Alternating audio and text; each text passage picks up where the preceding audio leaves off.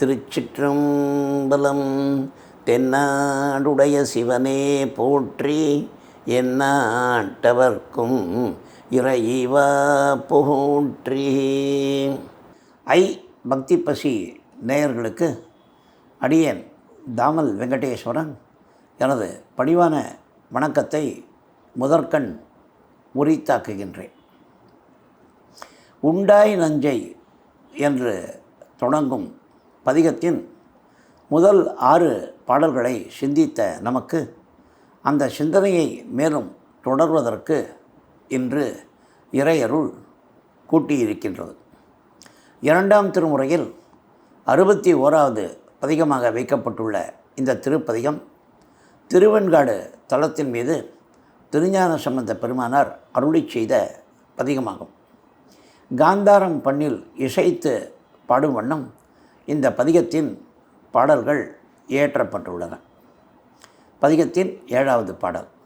கோள் வீத்தனைய கூற்றம் தன்னை கூலிப்பினால் மாழ்வீத்தவனை மகிழ்ந்தங்கு ஏத்த மாணிக்காய் ஆழ்வீத்தமரர் உலகம் அடிப்பான் ஊர் போலும் வேள்வி புகையால் வானம் இருள்கூர் வெண்காடே.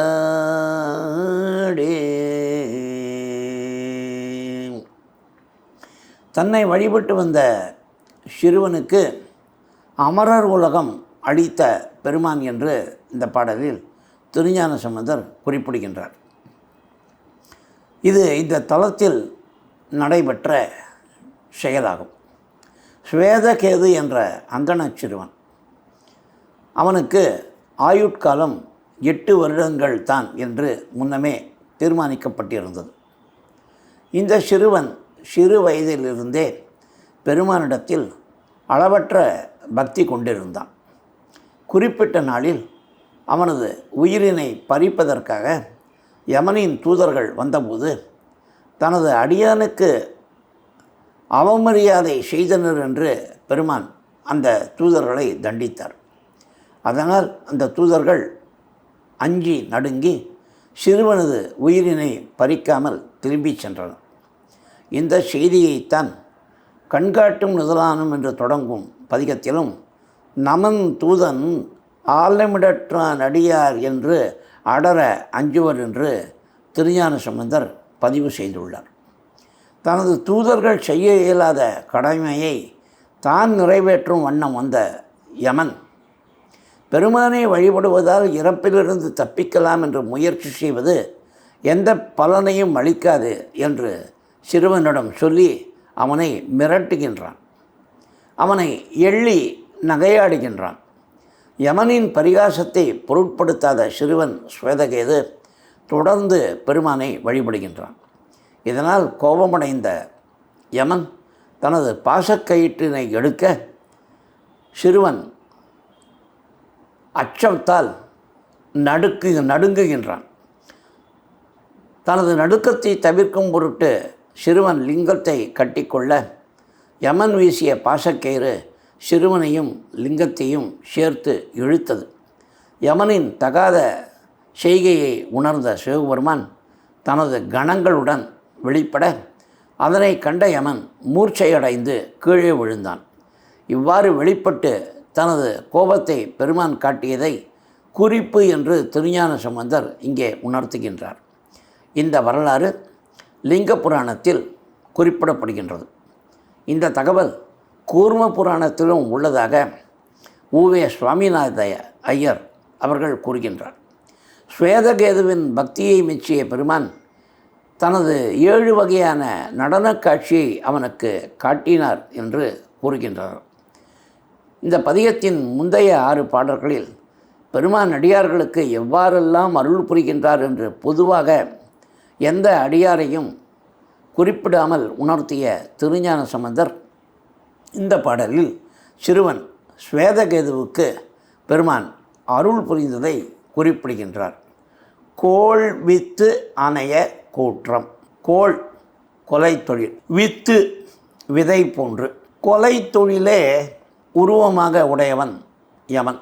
கொலை தொழில் என்ற வித்து முளைத்து பெரிய உருவமாக வந்த யமன் என்பதை குறிப்பிடும் முகமாக கோள் வித்து அணைய கூற்றம் என்று கூறுகின்றார். கோள் வித்து அணைய கூற்றம் தன்னை குறிப்பினால் மாழ்வித்து. திருக்கடவூரில் சிறுவன் மார்க்கண்டேயனின் உயிரை கவர வந்த யமனை தனது காலால் உதைத்து வீழ்த்திய செய்தியை நாம் அனைவரும் அறிவோம்.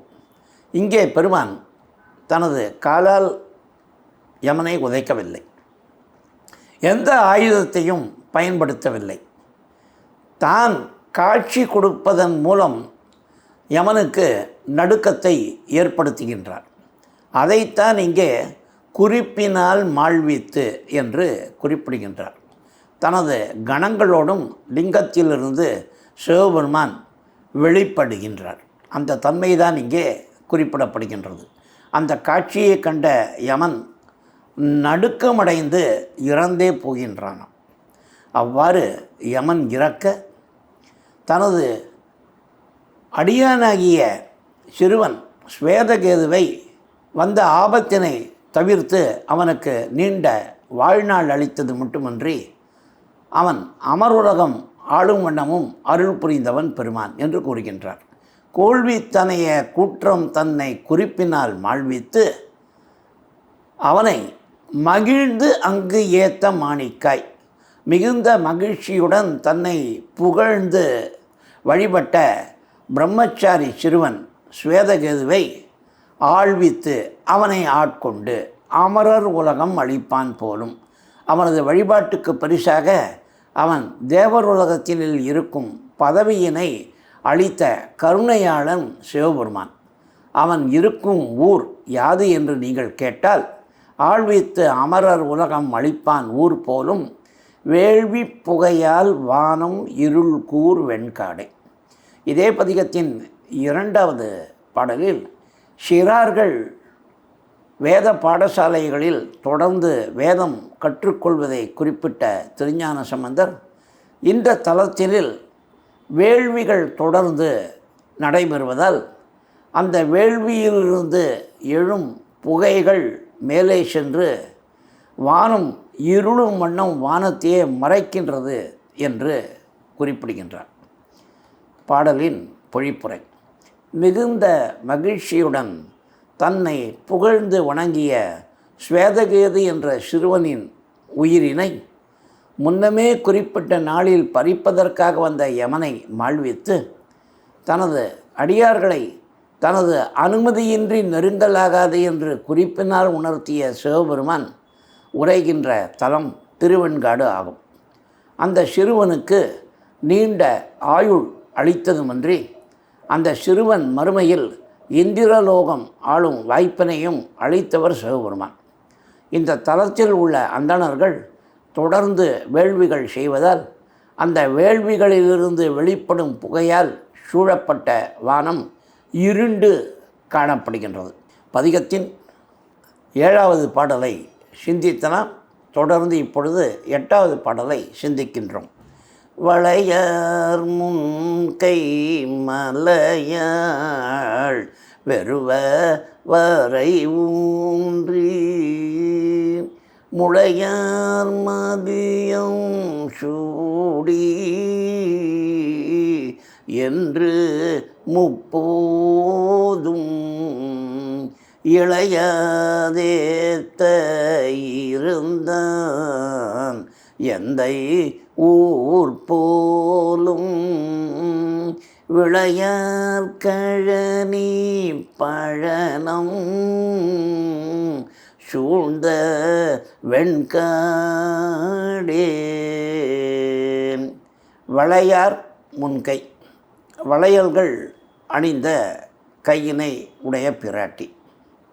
வளையல்கள் சரிந்து முன்கையில் வந்து தொங்கும் வண்ணம் வளையல்களை நெருக்கமாக பிராட்டி அணிந்து கொண்டுள்ளாள் என்று கூறுகின்றார். மலையாள், மலைச்சாரலில் வளர்ந்த உமையன்னை. வெறுவை என்றால் அச்சம் கொள்ள என்று பொருள். உமையம்மை அச்சம் கொள்ளும் வகையில் ராவணன் கையிலாய மலையினை அசைத்தான் என்று நமக்கு இங்கே குறிப்பால் உணர்த்துகின்றார்.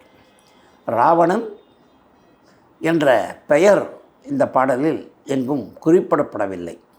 எனினும் கையிலாய மலையின் மீது பெருமான் கால் விரலை ஊன்றிய நிகழ்ச்சி குறிப்பிடப்படுகின்றது, வரை ஊன்றி என்ற தொடர் மூலம்.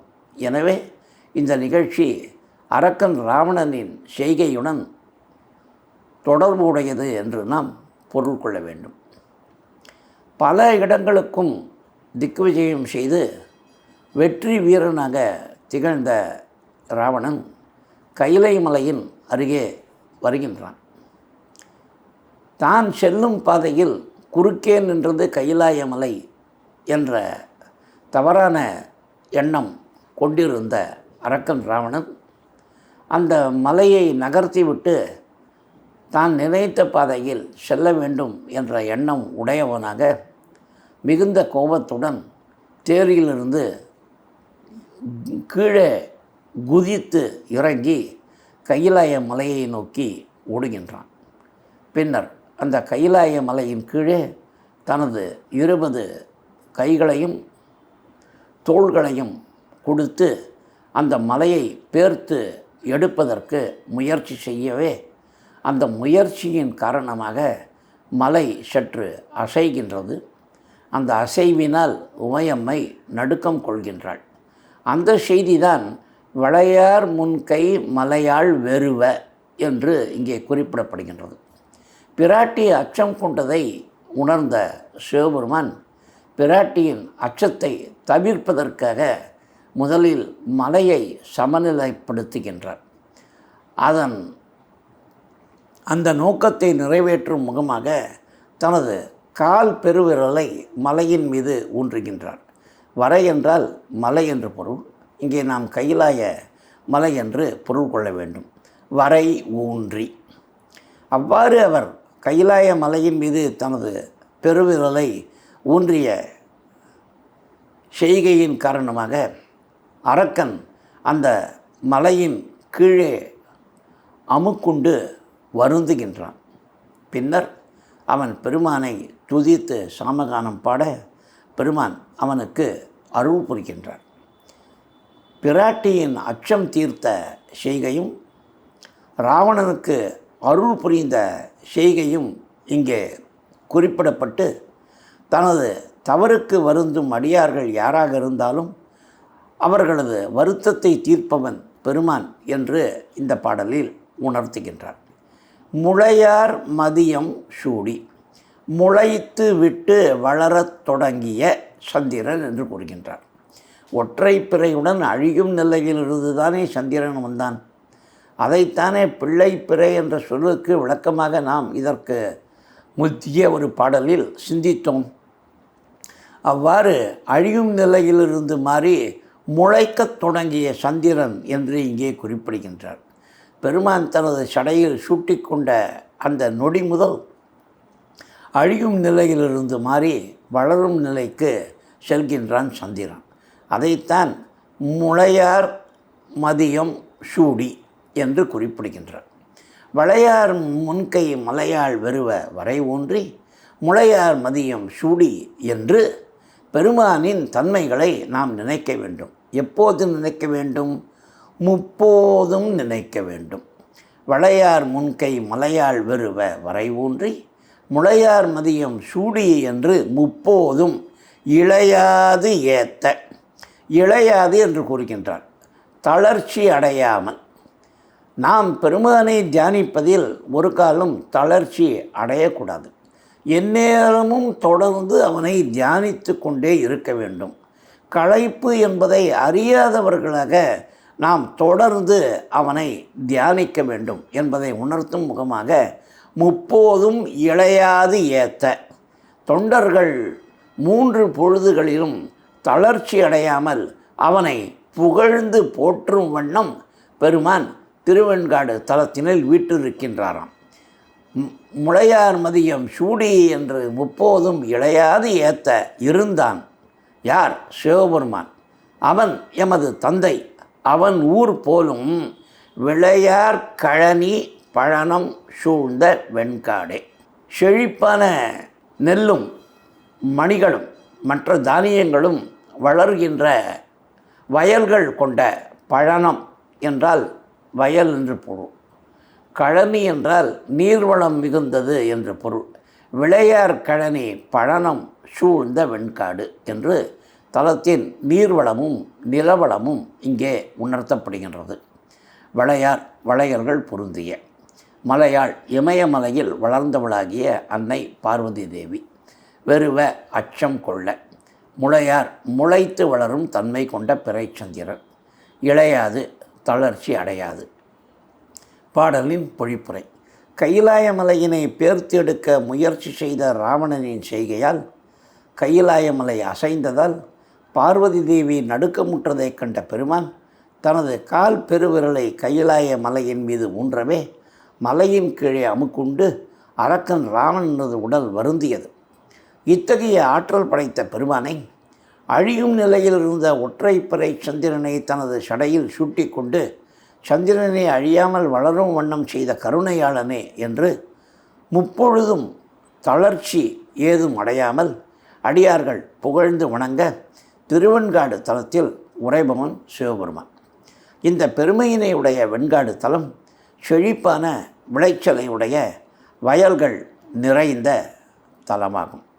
பதிகத்தின் 9வது பாடல்.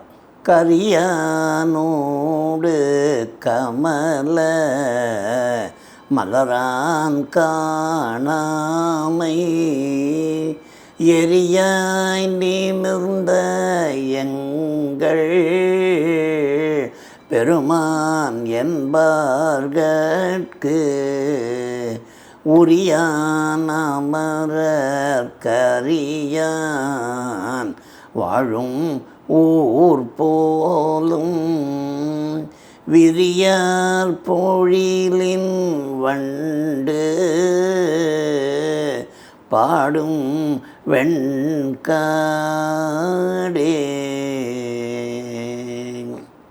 பெருமானை எவ்வாறெல்லாம் நாம் போற்ற வேண்டும் என்று இந்த பதிகத்தின் முதல் 6 பாடல்களில் சொல்லிக் கொடுத்த திருஞான சம்பந்தர் பதிகத்தின் 7வது பாடல் மற்றும் 8வது பாடல்களில் அடியான் ஸ்வேதகேதுவுக்கும் ராவணனுக்கும் அருள் புரிந்த தன்மையை குறிப்பிடுகின்றார். இந்த பாடலில் அடியார்களுக்கு உரியவன் பெருமான் என்று குறிப்பிடுகின்றார்.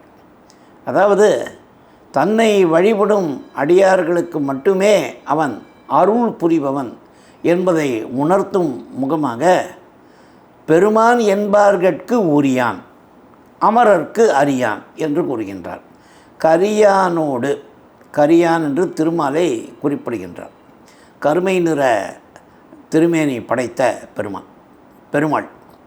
கமல மலரான், தாமரை மலரினை தனது ஆசனமாக கொண்ட பெருமான். கரியானும் கமல மலரானும் பெருமானின் அடிமுடி காண்பதற்காக முயற்சி செய்தார்கள். எனினும் அவர்களால் காண முடியவில்லை. ஏன்? பெருமானின் அடியார்களாக அவர்கள் அடிமுடியை காண்பதற்கு முயற்சி செய்யவில்லை. எதனால்தான் கரியானோடு கமலமலரான் காணாமை எரியாய் பெருமான் நிமிர்கின்றான்.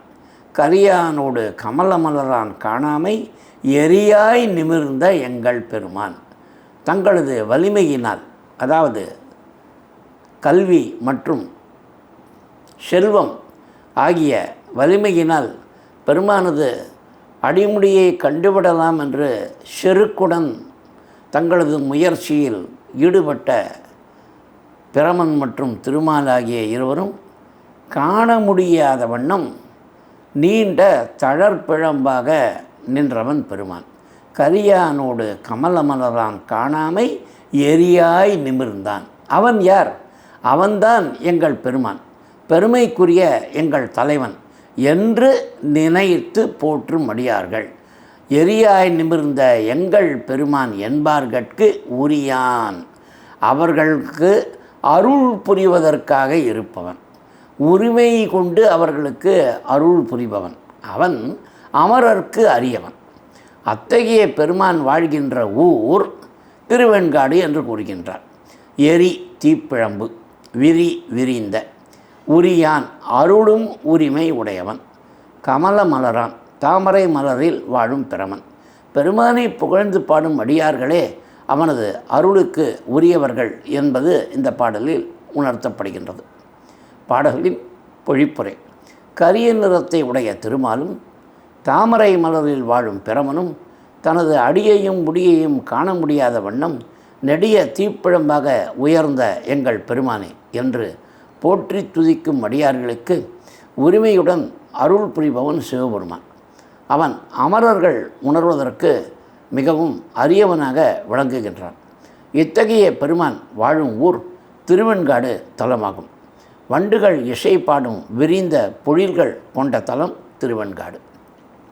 பதிகத்தின் 7வது, 8வது மற்றும் 9வது பாடல்களை இந்த பதிவினில் சிந்தித்தனம், எஞ்சிய பாடல்களை அடுத்த பதிவினில் சிந்திப்போம் என்று சொல்லிக்கொண்டு உங்களிடமிருந்து விடைபெறுவது அடியேன் தாமல் வெங்கடேஸ்வரன். திருச்சிற்றம்பலம். அரஹர நம பார்வதி பதையே, அரஹர மகாதேவ.